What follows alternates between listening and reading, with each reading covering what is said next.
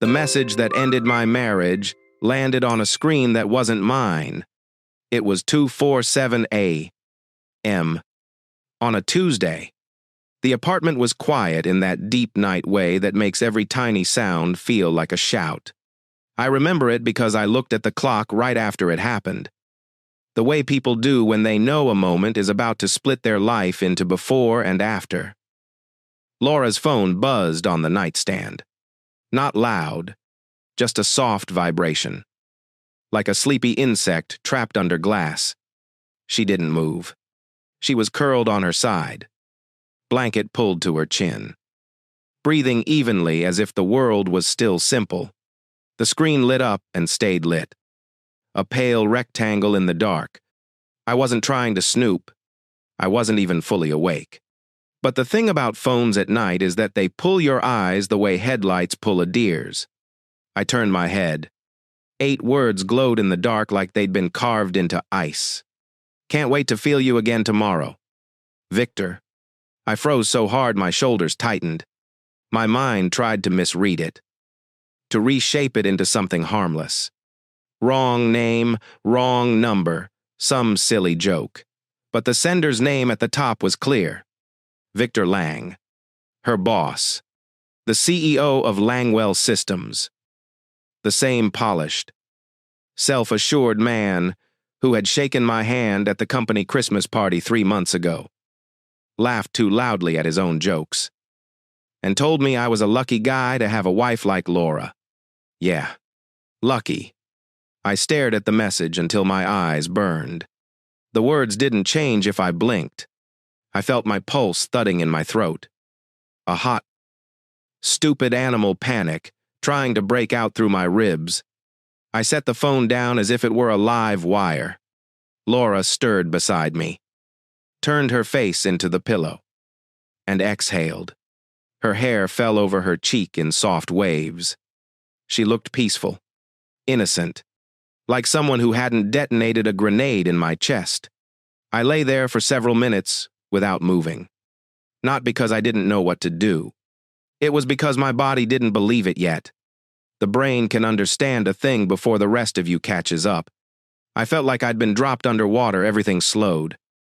Muffled. Unreal. Then the other part of my brain woke up. The part that had been taking notes for months while I pretended not to see. The late nights. Might be another long one. Dan. Quarter-end chaos. The spontaneous team dinners that ran past midnight. The way she'd started taking calls in the bathroom with the faucet running. Voice low. Laughing in that careful way she never used with me anymore. The new perfume that didn't smell like anything she wore before. The new lingerie that showed up in shopping bags and never did show up in our bedroom. The criticisms that had once been teasing and now landed like stones. You're too comfortable. Daniel. You don't push yourself.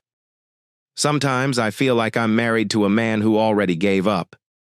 She'd said those things sitting right across from me at our kitchen counter. Sipping wine with the calm certainty of someone reading verdicts from a script. Last week, during another argument that started over nothing and ended with her tearing me down like she'd been waiting all day to do it. She leaned in and said quietly, "Victor says men like you are everywhere. You're not special. You're not going anywhere." She said his name like it was supposed to mean something. I remember thinking it was an odd thing to bring up. Why would your boss be part of a fight between spouses? Why was his opinion on my ambition floating around in her head? Now it made perfect sense.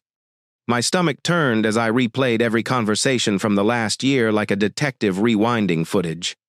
For a while, I just lay there, listening to her breathe.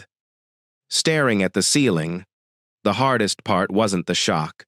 It was that sick, sinking confirmation that I wasn't crazy. I hadn't imagined the distance. I hadn't imagined the contempt. I just hadn't wanted to name it.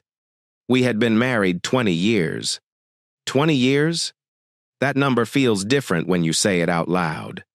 It's not a relationship. It's a whole era. I met Laura when I was 26 and she was 24. She was bright, quick with an opinion, hungry for the world in a way that made me feel like I could be hungrier too. I was the steady one, the guy who remembered bills, fixed computers, booked hotels, carried groceries, knew how to stay calm when the car broke down on the highway. She used to say that was what she loved about me, somewhere along the line. Love turned into a ledger. I was the thing that stayed the same while she climbed. She went from junior analyst to senior manager in a blur of long hours. Networking events, tailored blazers, and a new vocabulary that sounded sharper every year. I stayed in IT, moved into cybersecurity, kept my head down, did my job well, came home at 6, made dinner when she worked late, stability, a decent salary, a quiet life. Apparently, those had become the crimes I was guilty of, lying there in the dark. I felt an old memory rise up because the mind is cruel that way. It was from the Christmas party. Victor Lang, in a navy suit that probably cost more than my car, had clinked his glass and made a speech about values and loyalty and family. I remembered how Laura had stood next to him for part of the night, laughing, brushing a strand of hair behind her ear. At the time, I'd been vaguely proud. My wife was important. She belonged in rooms like that. Now the memory felt like watching a play where you're the only one who didn't know the ending. I got out of bed without waking her. The apartment was shadowy and cold. The hallway light made the living room look like a showroom, white walls, clean lines, expensive furniture she'd picked because it looked good in photos. The place had slowly turned into something staged, like we were living inside a catalog for a life we no longer had. In the kitchen, I poured myself a glass of water I didn't drink. My hands were shaking. I leaned against the counter and tried to breathe through a fury that kept coming in waves. I wasn't the kind of man who smashed things. I wasn't the kind of man who shouted in the street or stormed into offices. I was the kind of man who sorted problems into steps, fixed them in order, made sure the system didn't crash. So my mind did what it always did. It started building a timeline. How long? How often? Was she planning to leave?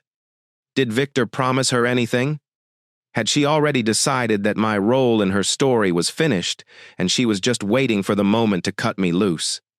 The worst part wasn't the questions. It was the scene that formed in my head without asking permission. Laura sitting across from Victor in some sleek bar after hours, leaning in close, looking at him the way she hadn't looked at me in years, looking at him like he was the future she deserved. I gripped the edge of the counter until my knuckles hurt. A part of me wanted to walk back into the bedroom right then. Wake her up. Hold the phone in front of her face. Demand truth. Watch whatever expression crossed her features: fear, anger, apology, something. But another part of me, deeper and colder, said no, not yet. Because if I knew anything after 20 years of marriage, it was that Laura never admitted a thing until she had a strategy. If I confronted her in the dark with nothing but a message on a screen, she would cry, deny, twist, turn it into a misunderstanding. She would make me feel guilty for looking. She always knew how to flip the frame. And I wasn't walking into that blind anymore. I stood there until the water in my glass went warm. In the other room, she rolled over and mumbled in her sleep. Something in me settled. Not calm, not acceptance. Resolve. I went back to bed, slid under the covers, and stared at the ceiling again. Laura slept on, inches away from me, as if everything was fine. I watched the first faint gray line of morning crawl across the window. When the sun finally rose, I wasn't the same man who'd seen that phone light up at 247 a.m. I didn't know exactly what I was going to do, but I knew one thing for sure. Whatever game Laura and Victor Lang thought they were playing, I had just been invited in, and they were about to learn I wasn't as harmless as they believed. By 8 in the morning, Laura was in the kitchen. Moving with that quick energy she saved for workdays. Espresso hissed. A pop song murmured from her phone, and she looked flawless in a tailored blouse and skirt.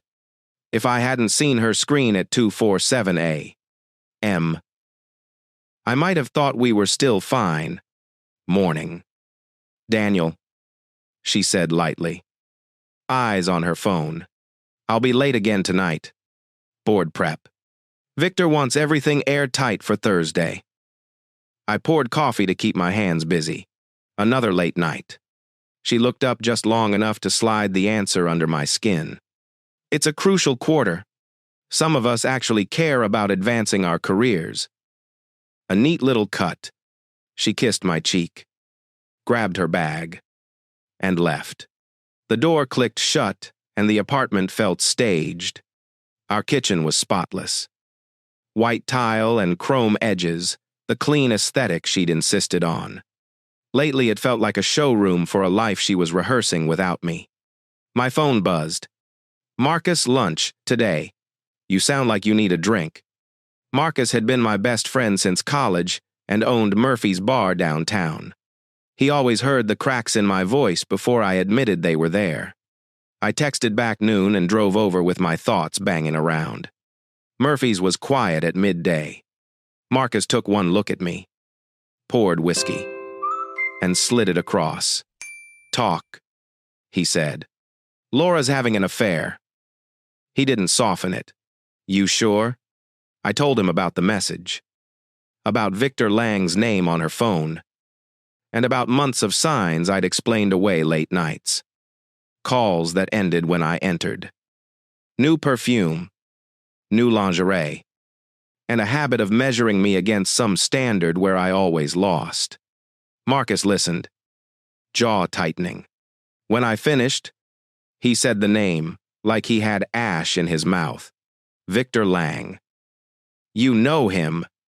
Not personally, but I know his type. He leaned on the bar. A guy who thinks power makes him untouchable.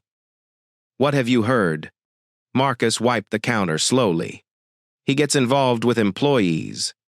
Married ones, too. Not because he's romantic. Because he likes control, the secrecy. The risk. The feeling he can take what he wants. The idea hit me hard. I'd been picturing some grand hidden romance. Laura trading me for a bigger future. Marcus was describing something uglier, a pattern, a pastime. So she's not special to him, I said. Maybe she thinks she is. Guys like that don't do special. They do available. The anger in my chest cooled into focus. If Victor was a pattern, this wasn't a single mistake. It was a system. I needed to know how deep before I let her rewrite the story. What are you going to do? Marcus asked. I'm not confronting her with one text she can twist. I said, good. If you go in half blind, she'll turn you into the villain by dinner. Get facts first, then decide what kind of fight you want. I left the bar with his words locked in my head. Gathering proof felt cruel. It also felt necessary. Laura was always better at arguments than I was. She could make a weak angle sound like truth. I needed something she couldn't shrug off. That night, she came home near midnight. Composed. Her hair was slightly looser. Lipstick gone. She set her keys down and started talking before I asked. Board prep ran long. She said, we grabbed dinner after. Victor insisted. Team morale. Sounds intense. I replied. Very, she said, eyes slipping away. After she went to shower, I walked to the laundry hamper. Her blazer lay on top. When I lifted it, clean cologne rose from the fabric, definitely not mine.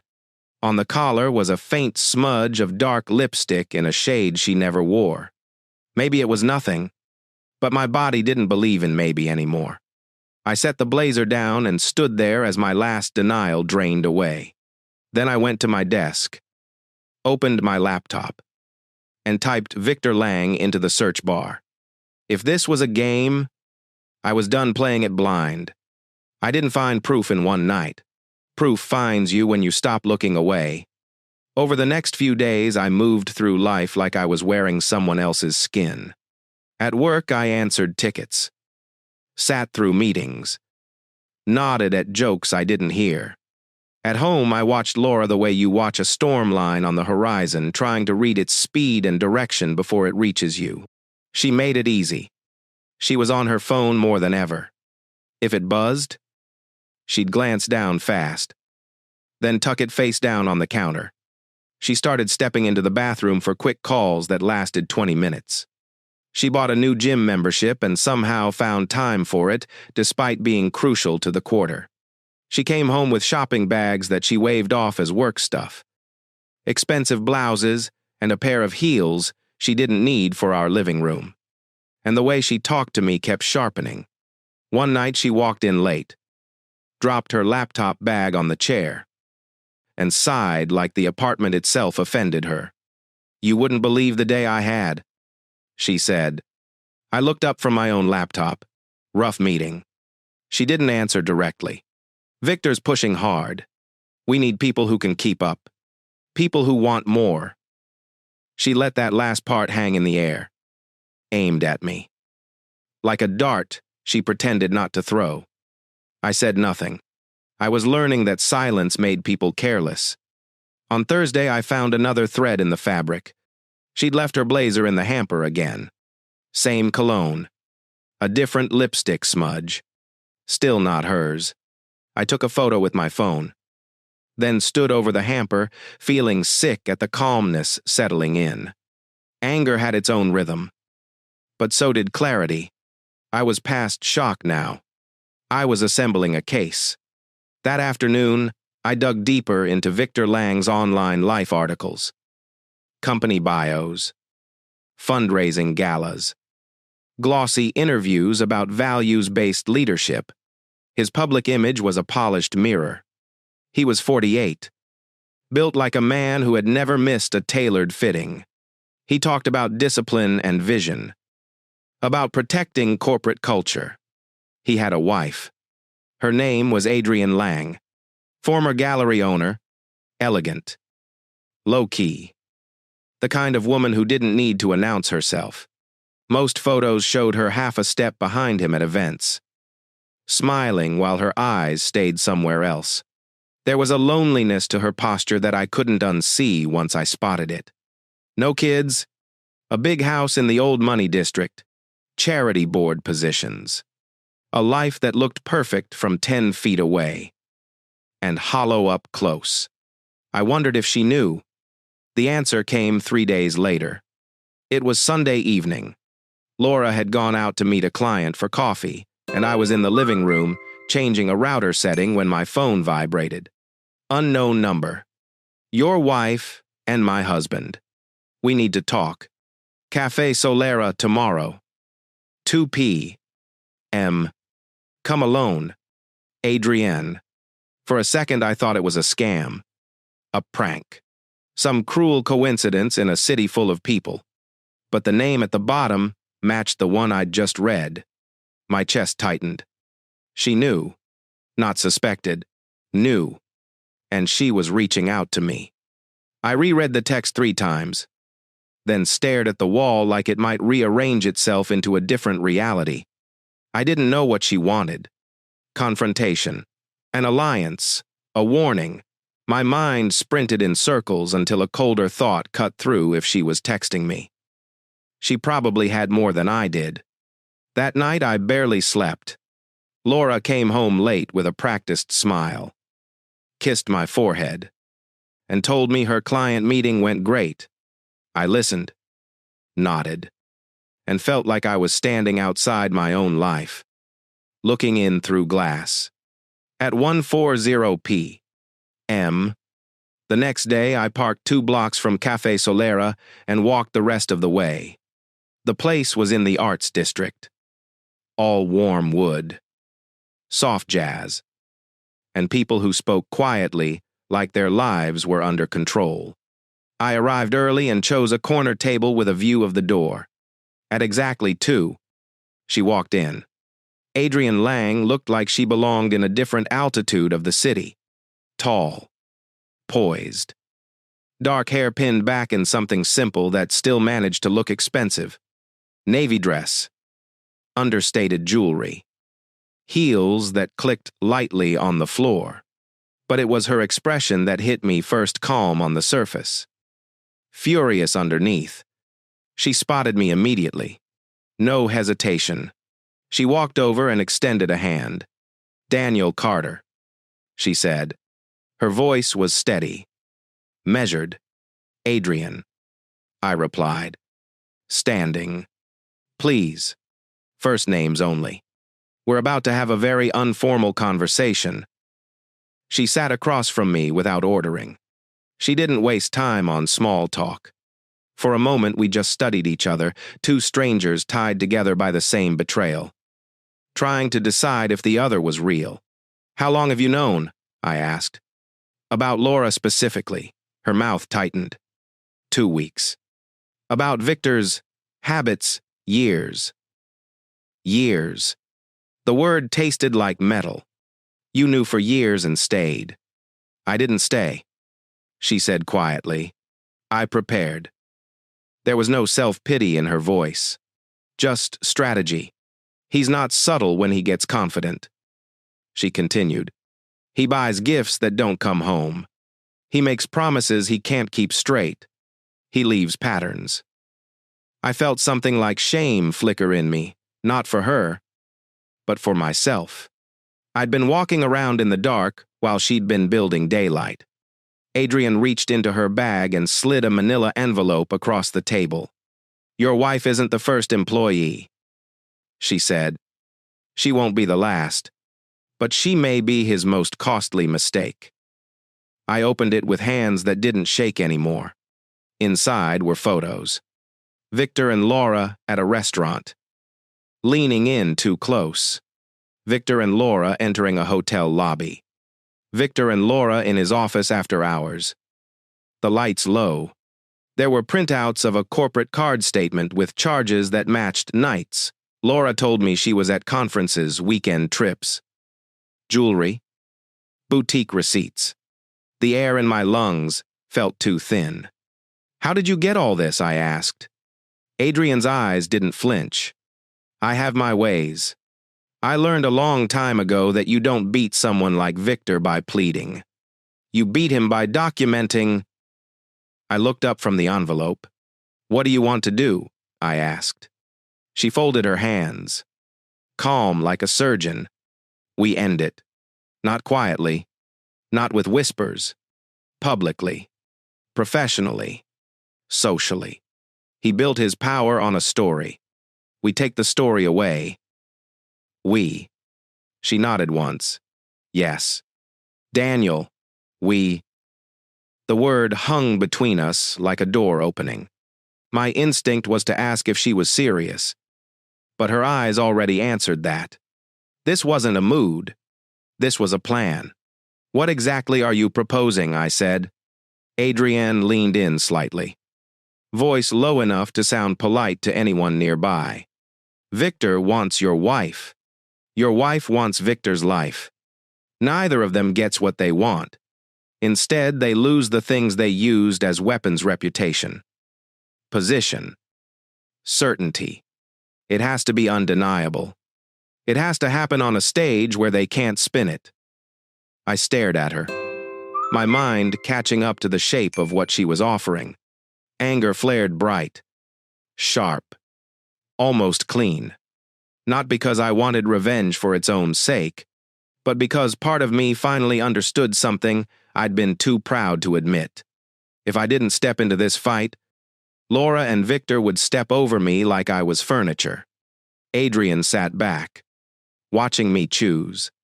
And in that quiet cafe, with strangers sipping lattes around us. My life pivoted again. I wasn't alone in this anymore. And the woman across from me wasn't asking for permission. She was offering a weapon. By the time Adrienne and I left Cafe Solera, the plan wasn't a plan anymore. It was a track laid down in front of me. And I could already hear the train coming. We didn't text much after that first meeting. Adrienne said anything important should stay off phones. If I needed her, I'd call from a number she gave me that belonged to a prepaid line. Victor audits everything he can reach, she said once. Not as a warning, but as a fact. She had lived inside his world long enough to understand its wiring. The charity gala was 3 weeks away. In those 3 weeks, my life became a rehearsal. Adrienne's idea was simple on the surface, and ruthless underneath. We wouldn't accuse anyone in public. We'd only show up together, make ourselves visible, and let Laura and Victor react. Their reaction would reveal more than any speech ever could. People like them don't handle losing control quietly. Adrienne said on the phone 2 days after we met, if we give them a stage, they'll perform. So we started giving them one. She invited me to lunch at places I'd never step into on my own. Quiet restaurants where waiters folded napkins like origami and people said summer home without irony. The first time I walked in with her, heads turned.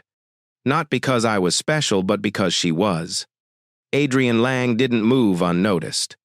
She carried herself like she owned whatever room she entered, even when she obviously didn't want to be there. I learned quickly what my role was. I wasn't there to act like a wounded husband. I was there to look like a man who had already moved on. It felt strange at first. Almost dishonest. But the more we met, the less it felt like acting, and the more it felt like stepping into a version of myself I'd forgotten I could be. Adrienne coached me in the same calm voice she used for everything. Stand straight. Don't fidget.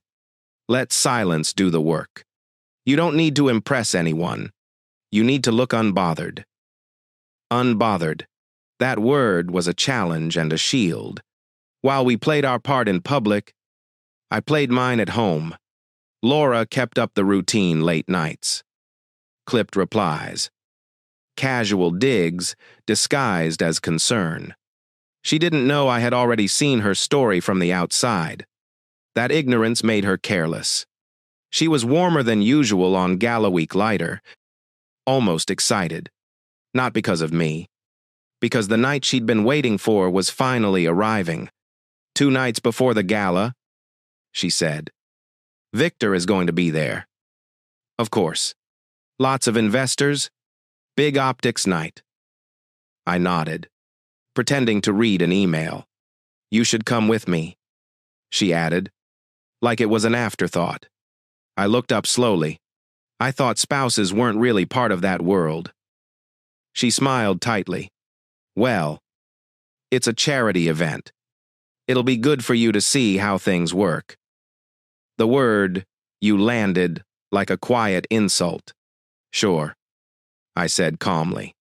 I'll be there. The flicker in her eyes was subtle. Confusion. Maybe she'd expected me to decline. She'd expected me to stay small. On the afternoon of the gala, Adrienne picked me up for the final step of our preparation. She met me in the lobby of a men's boutique downtown. The place smelled like cedar and steam. She looked at my usual suit, fine but ordinary, and shook her head. No, she said. Not tonight. Adrienne. I'm not trying to pretend I'm someone else. You're not, she replied. You're letting the room see you. She spoke to the tailor like a general. Within an hour, I was in a black tux that fit me like it had been built around my shoulders. When I stepped out of the dressing room, I barely recognized myself. The tux didn't make me richer or younger, but it did make me look like a man who belonged in expensive rooms. Adrienne studied me once, then nodded. Good. Now you look like a threat. We drove to the Riverside Country Club in her car. The city sliding past in liquid gold at sunset. The club sat behind wrought iron gates and long hedges, glowing with soft light. The kind of place where the air itself seemed trained to behave. When we walked in, the energy shifted. It wasn't loud, just a subtle reorientation, like a compass needle snapping toward a magnet. Adrienne's hand was on my arm. Light, but deliberate. I could feel eyes tracking us. Whispers started immediately. Is that Adrienne Lang? Who's with her? That's not Victor. I leaned slightly toward her. People are staring. That's the point, she murmured back, smiling serenely. Phase 1 is visibility. The ballroom was dressed in white flowers and silver light. Strings hummed overhead. Champagne trays floated through the crowd like tiny ships. I felt tension coil in my back. But Adrienne moved as if she were made for this unhurried, affectionate enough to imply intimacy without performing it. Then I saw them. Laura, in a red dress that clung a little too tightly for this room. Victor beside her in a perfect tux. Half a head taller. Wearing the effortless confidence of someone who thought the night belonged to him. Laura's hand rested on his forearm in a way that was too familiar to be accidental. My chest tightened. But I kept walking. Adrienne's voice was barely audible. There they are. We crossed the room slowly. Conversations thinned. People sensed weather changing and turned to watch. When Laura spotted me, her face went pale before it flushed. Daniel, her voice jumped. What are you doing here? I gave her a calm smile. Hello. Laura, you look interesting tonight? Victor's composure cracked for a second. His eyes snapped to Adrienne. Wide with disbelief. Adrienne, he said sharply. What is this? Adrienne turned to him with a smile so polished it could cut glass. Victor, this is Daniel Carter. My date for the evening. The word date landed like a dropped plate. The space around us went still. Nearby guests leaned in, pretending not to. A board member I recognized from Victor's company had stopped mid-sip. Eyes narrowed. Laura's voice rose. Your date, Daniel. Have you lost your mind? On the contrary, I said evenly. I think I'm finally seeing clearly. Victor stepped forward. Jaw tight. I don't know what game you two are playing. But game, Adrienne's voice carried just enough to reach the small circle forming around us. Oh. Victor. This isn't a game. This is me moving on. Just like you have been. A ripple went through the crowd. Phones appeared. Discreet but obvious. Laura's lips parted. Searching for a script that wasn't there. Daniel. We need to talk privately. She hissed. I shook my head once. I don't think we have anything private left. Laura's next move wasn't retreat. It was attack. How dare you embarrass me like this, she snapped. Eyes flashing. At a charity gala. No less. With her. Adrienne tilted her head. With me, I'm Victor's wife. Though I suppose that detail has been easy to forget. The gasp that followed was real. Physical. Not polite theater. People finally understood what they were watching. Victor grabbed Adrienne's arm. We're leaving. Now. Adrienne's voice dropped into something cold and final. Take your hand off me. He didn't, so I stepped between them, feeling every eye on my back. Careful. Victor, I said quietly. Loud enough for the circle. Threats don't play well in rooms with witnesses. For a moment his face looked like it might split. Then he caught sight of the crowd and remembered who he was supposed to be. He released Adrienne's arm like it burned. This isn't over, he said. Adrienne smiled. Yes. It is. It's been over for a long time. I was simply polite enough not to mention it. She slipped her hand into the crook of my arm. Come, darling. Dinner's about to be served. We walked away slowly, leaving Laura and Victor standing in the wreckage of their own reactions. Behind us, the ballroom erupted in whispers like a dam had broken. We reached our table, and Adrienne exhaled, almost amused. That went well, she said softly. Phase 2, I asked. Phase 2, she replied. Then her hand brushed mine as we sat. Not in performance, but in something warmer. I looked at her and saw a flicker of genuine feeling in her eyes. Something that wasn't strategy. The strangest part was how much it steadied me. Because for the first time in weeks, the future didn't feel like a threat. It felt like a door. The morning after the gala, I woke up to a city that already knew. I could feel it before I even opened my phone. The air in the apartment had that brittle stillness that comes after a storm, quiet, but charged. Laura was gone early. She hadn't slept beside me. I'd heard the guest room door click shut sometime after 2. And then the apartment had gone silent again. No apology. No confrontation. Just retreat. My phone lit up with messages the second I checked it. Marcus, you okay? Call me. A coworker I barely talked to saw you at Riverside. Hope you're doing all right. An unknown number. Wild night. Didn't expect that at a charity gala. I didn't respond to any of them. I sat on the edge of the bed, staring at the screen, watching the story become public property. Adrienne had been right. We didn't need to say a word. Laura and Victor had done the revealing for us. At work, people tried not to stare. They failed. I'm not a high-profile guy. I fix systems. I keep networks alive. I'm background noise in most rooms. But that Monday, as I walked into the office, heads lifted, conversations lowered. A few people gave me sympathetic half-smiles. Others looked away quickly, as if betrayal were contagious. I did my job anyway. The rhythm of tickets and patches was something my hands understood even when my head didn't. It helped to be useful.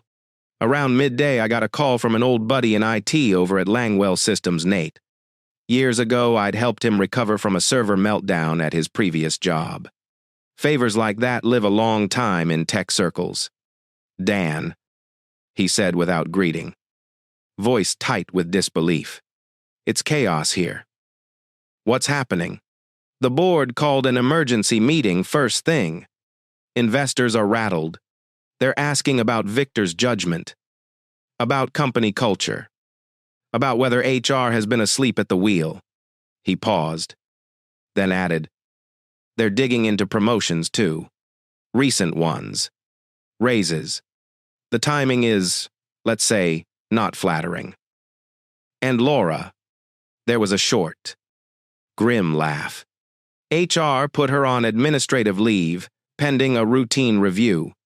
Funny how routine it feels when everyone knows why it's happening. I thanked him and hung up. My stomach cold and steady at the same time. A month ago, a call like that would have terrified me. Now it felt like gravity finally doing its job. That evening, Laura came home early for the first time in weeks. She pushed through the door like the apartment owed her something. Eyes red. Makeup streaked in places she hadn't bothered to fix. She looked smaller without the armor of her office. They suspended me, she said, voice cracking. Pending investigation. They're reviewing everything I've worked for. I was at the kitchen table with my laptop open. On the screen were 3 tabs, divorce attorneys, bank statements, and a plain document titled Next Steps. I looked up slowly. That's unfortunate. Her head snapped toward me. Unfortunate, her voice rose. Daniel, they're trying to destroy my career. And it's because of your stunt last night. Our appearance together, I said evenly. You think that's what did this? Yes, she stepped closer, hands shaking. You humiliated me. You made me look like someone who crossed a line at work. With a married executive, I finished quietly. She froze. Her mouth opened, then closed. How she whispered, "How do you know?" I let the silence stretch until she had to sit down. I've known for weeks. Laura, I said. The late nights.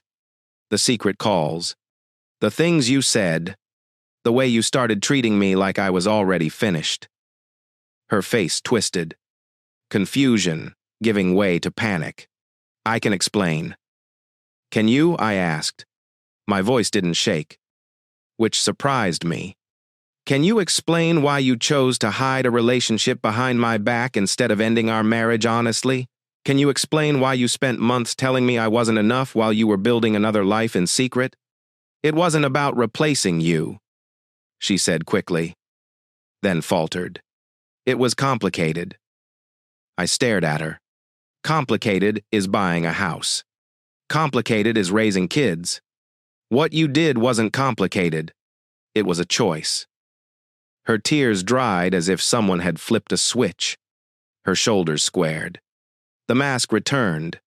At least Victor is going somewhere, she said, voice sharp. At least he has ambition. You've been content to stay in your little it job forever, living safe and small. There it was, the core belief she'd been rehearsing for months. I nodded slowly.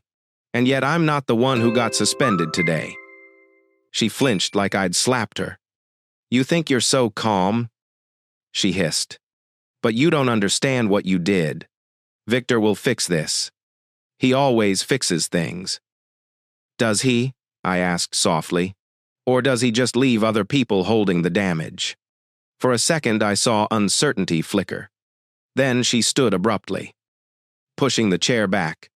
I'm sleeping in the guest room, she said, as if that was a punishment. Do what you need, I replied. She left the kitchen with stiff steps. I listened to the guest room door shut. Then I sat there alone, staring at the quiet table. Realizing something strange, I felt lighter. Not happy, not healed, but alive in a way I hadn't felt in years. As if the air had finally come back into a space that had been collapsing slowly, my phone buzzed. Adrian, coffee tomorrow. I have news. We met again at Cafe Solera. The same corner table.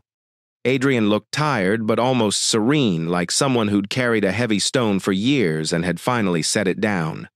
He's panicking, she said without preamble. Victor spent all night on calls with lawyers and PR people trying to patch his image before it cracks all the way. Any chance it works? She shook her head. Not this time. The board is furious. Employees are talking. Reporters are circling. People who stayed quiet for years suddenly have permission not to. She sipped her coffee delicately, then set the cup down. And I met with Marissa Keene yesterday, she added.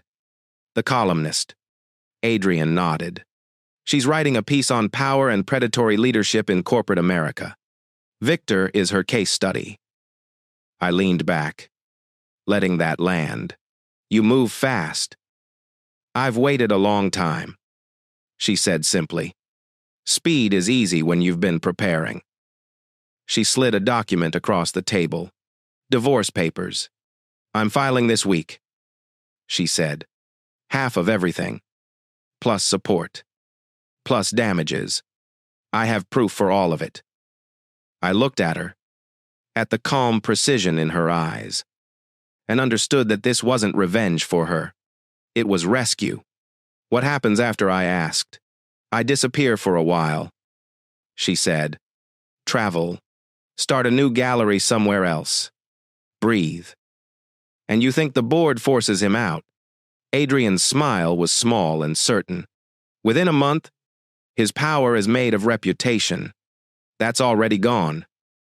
I studied her face, composed, brilliant. decisive.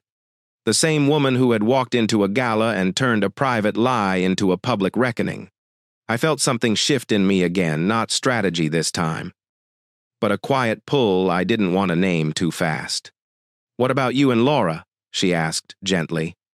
"It's over," I said. "I'm filing next week." "Good," Adrian replied, and her voice softened. "You deserve better." The words hit harder than anything Laura had screamed. Because they weren't a weapon, they were true. Adrian's phone rang. She glanced at the screen and her expression cooled. "Speak of the devil," she murmured, and answered on speaker. "Adrienne." Victor's voice came through, strained and raw. "We need to talk like adults. This has gone far enough." "Has it?" Adrian said evenly. "From where I'm sitting, it's only just started." He exhaled shakily. "I'll give you anything. Money. The house. Whatever you want. Just stop this." "My telling the truth?" she asked. "If the truth is ruining you, that's not my doing." The silence on the line stretched. Then his voice sharpened. "I know you're feeding reporters. I know you're turning people against me. And that man you're dragging around, do you really think anyone believes you want him? He's nobody." My jaw tightened. Adrienne didn't even blink. "Daniel is twice the man you'll ever be," she said calmly. "He doesn't need to use power to feel important. And he doesn't abandon people when it's convenient." Victor's breathing turned ugly. "You're making a mistake. Threatening your wife during divorce proceedings is a bigger one," Adrian replied, "especially when I'm recording this conversation." The line went dead. Adrian set her phone down and laughed quietly, not from joy, but from certainty. "He's unraveling," she said, "and when men like him unravel, they make very public mistakes." I looked out the cafe window at the street, at ordinary people living ordinary afternoons, and felt the next wave coming. Adrian was right. The fall wasn't finished yet. It was just picking up speed. Adrian was right about Victor making a mistake. She just didn't know how quickly he'd deliver it. 2 days after that call, I was working late. The office was nearly empty. The kind of quiet that makes keyboards sound like rain. I'd stayed behind to finish a system upgrade. I'd postponed all week because my personal life had turned into a burning building. Around 9, I heard footsteps. Not the soft shuffle of a colleague grabbing a forgotten charger. These were sharp, confident, aimed. I looked up and saw Victor Lang walking straight into my aisle of cubicles like he owned the floor. For a second, my brain tried to reconcile the image with the man from the gala. That man had been polished, airtight, wearing the night like an accessory. This one looked like he'd been dragged through 3 sleepless nights. His tie was loosened, his eyes bloodshot, his jaw clenched so tightly I could see the muscle twitch. "We need to talk," he said. I stayed seated. "I'm busy." I said we need to talk. His tone had the edge of a threat, but the threat felt thin, like a blade that had already been chipped. I saved my work and turned to face him. "All right, talk." He glanced around at the empty office, then leaned against my desk, trying to look relaxed and failing. "You're in over your head, Daniel. You think you understand what you're doing, but you don't." "What am I doing?" I asked. "Playing a game you can't win."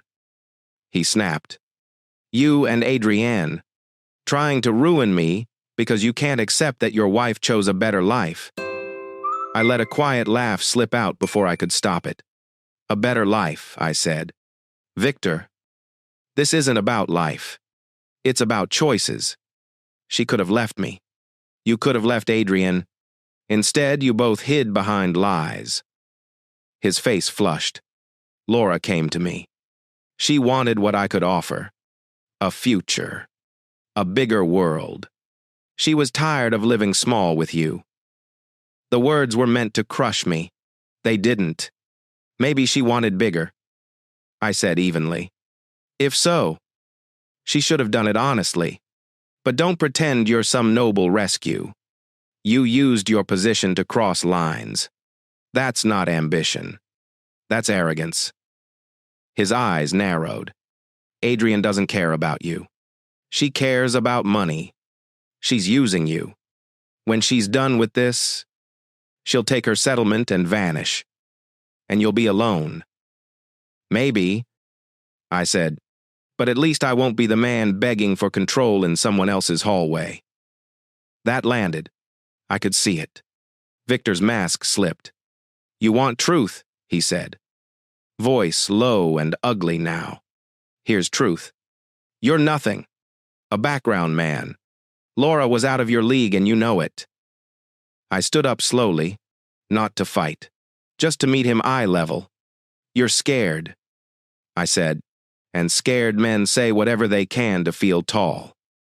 His hands curled into fists. I know things about you. Carter. I had you investigated. I blinked. You... What? He started listing a set of facts about me, some gambling habit in college. Money I'd borrowed from my parents. A drunk driving arrest. The longer he went on, the more surreal it sounded. None of it was true. Not even close. I stared at him as his confidence grew with each sentence. And then I began to laugh. Not because it was funny, because it was absurd. Victor, I said, still smiling. You investigated the wrong Daniel Carter. The air shifted. His face went from smug to dangerous in a heartbeat. He grabbed the front of my shirt and yanked me forward. Don't play games with me, he hissed. I can make your life very difficult. Before he could do anything else, the doorway filled. Marcus stepped in, broad-shouldered and calm. With two of his regulars behind him, men who looked like they'd spent their lives solving problems in parking lots instead of boardrooms. Marcus took in Victor's grip on my shirt and raised his eyebrows. Evening, he said pleasantly. Let go of my friend. Victor glanced at them, recalculated, and released me like I'd turned hot. He straightened his jacket, trying to recover a dignity he no longer owned. This isn't over, he muttered. Marcus smiled without warmth. If you come near Daniel again, the next talk will be outside, and it won't be polite. Victor stared for one last second, then turned and walked out fast. The way men do when they're trying not to look like they're fleeing. When the door shut, my adrenaline finally caught up. I exhaled hard. Marcus stepped closer. Adrian called me. Said he might try something stupid. I nodded, still stunned. He's unraveling. Yep. Marcus said, and unraveling men are the loudest kind. That night I called Adrian to thank her. She didn't sound surprised. He wanted to scare you, she said. It means he's out of moves. There's security footage, I added. The cameras caught everything. Good, she said softly. Keep it safe. Then she told me the article Marissa Keene was publishing in the morning was worse than either of us expected. She wasn't exaggerating. The piece hit like a hammer. 6 former employees described Victor's pattern pressure. Favors disguised as opportunity. Retaliation when people resisted. The story tied company money to personal spending. Names weren't all public, but the structure was clear. Laura was named as his latest protege, with promotions and gifts that could be traced. By noon, Langwell Systems was in free fall. The board called an emergency shareholders meeting 3 days later. I didn't go. Adrian did. She asked me to sit in the gallery with her. Not to gloat, but to witness Victor stood under harsh lights and tried to frame himself as a victim of a vindictive spouse and her companion. The board didn't buy it. They had receipts, policies, witness statements, and now public pressure. In less than an hour, they fired him for cause, contract voided, options revoked. The empire he built on an image collapsed because the image was fake. Outside the building, Adrian took a deep breath, like she'd been holding it for 20 years. "I feel free," she said. I looked at her and felt the same thing, in a different shape. "Me too," I said. We went to dinner that night downtown. Quiet table. No plan beyond sunlight in front of us. For the first time, we talked not about what we were burning down, but what we might build. I told her I was filing for divorce the next week. She told me she'd already filed mine into a folder in her head labeled past tense. We laughed. Not hard. Just enough to make the air feel human again. We were settling into that small hope when another storm walked in. Laura. She was unsteady. Eyes glassy. Cheeks flushed. She scanned the room, spotted us, and crossed the floor like a missile looking for impact. "There they are," she shouted, voice slurring. "The happy couple. The people who ruined my life." Every head turned. Phones emerged. The room shrank. She pointed at me. "You were never enough. Daniel, you were always small. This is your fault." Adrienne stood slowly, calm like stone. "Laura," she said evenly. "Victor hasn't returned your calls in 2 days. He's already trying to charm someone else. That's who he is." I watched the truth hit Laura's face like a wave that knocked her backward. She blinked. Once. Then twice. And the anger turned into something cracked and frantic. She grabbed a wine glass off a nearby table and hurled it toward Adrienne. It shattered against the wall. People screamed. Staff rushed forward.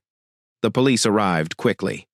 By the time they guided her out, she was still yelling that we'd regret everything. Her voice echoed down the hallway and then died behind the doors. Outside, Adrienne exhaled once, almost amused by her own steadiness. "Dessert somewhere else?" she asked. I nodded, stunned by how little I felt besides exhaustion and pity that didn't quite bloom.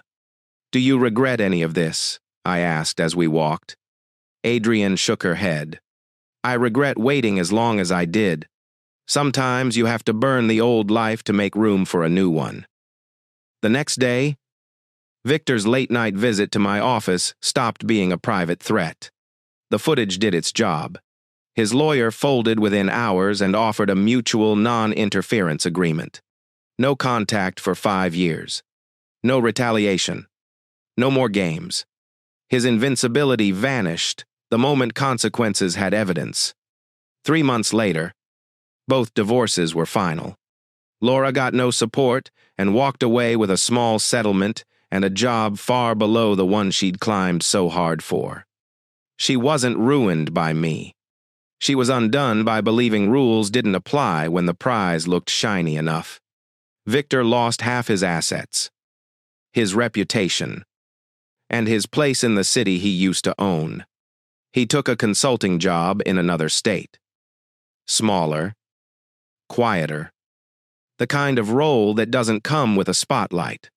Adrienne and I moved in together, not because a plan demanded it, because somewhere between strategy meetings and quiet coffees, something real had formed slow, careful, rooted in the kind of respect I'd forgotten existed. She opened a new gallery in a different part of town. I joined a tech startup where I wasn't patching other people's messes anymore. I was building systems from scratch. Some nights we'd sit on the deck of our new place, the air warm, the city distant, and talk about how easily our old lives could have continued if we hadn't forced the truth into daylight. We always came back to the same conclusion. We would have found out eventually. And we probably would have found each other anyway. In the end, the real revenge wasn't seeing Victor fall or watching Laura unravel in public. It was this. My self-respect returned. A clean life. And a woman beside me who didn't measure love by status or ambition, but by honesty and spine. That was the part Laura never understood. I never needed to be the most powerful man in the room. I just needed to be the man who could look at himself in the mirror again without flinching. And now I could. Thank you for listening to today's stories. If you enjoyed listening, please like and subscribe if you haven't done so already. Also, leave a comment below to share your thoughts on what happened. Take care.